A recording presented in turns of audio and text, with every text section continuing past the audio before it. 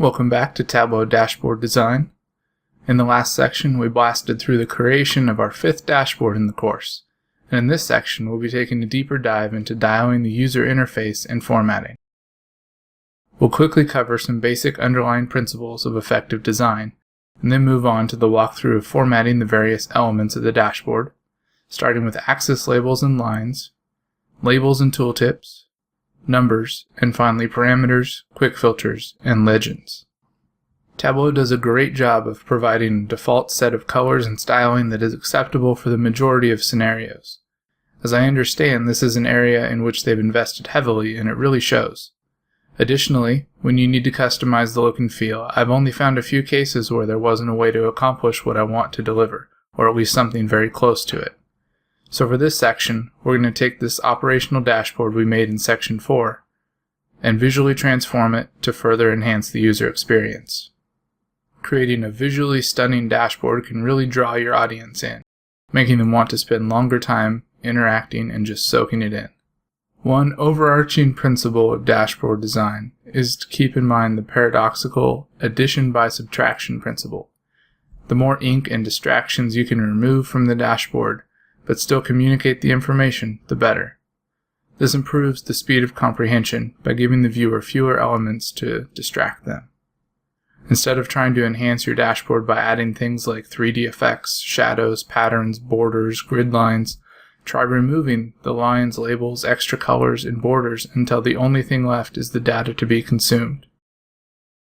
I'm a big fan of using a very dark gray background and a bold accent color to draw the user's focus to the most important elements on the dashboard. The dark background is a personal preference rooted in strong positive user feedback. It's not necessarily an industry best practice, and instead of a white background. And alternatively, if you're expecting viewers to print your dashboard regularly, definitely go with a white background because it will print a lot better. I tend to like to use a very limited number of accent colors, usually just one if I can get away with it, in addition to a bright white with a secondary color being a medium gray. And unless you have a really good reason to use more, I recommend using a maximum of 2 font faces on your dashboard. That would be one for titles, one for content. In this case, we'll only be using one throughout the entire dashboard, Trebuchet. You can then use font sizes to further delineate importance. For example, a good rule of thumb, axis labels should be very small if you're even showing them, like 8 point.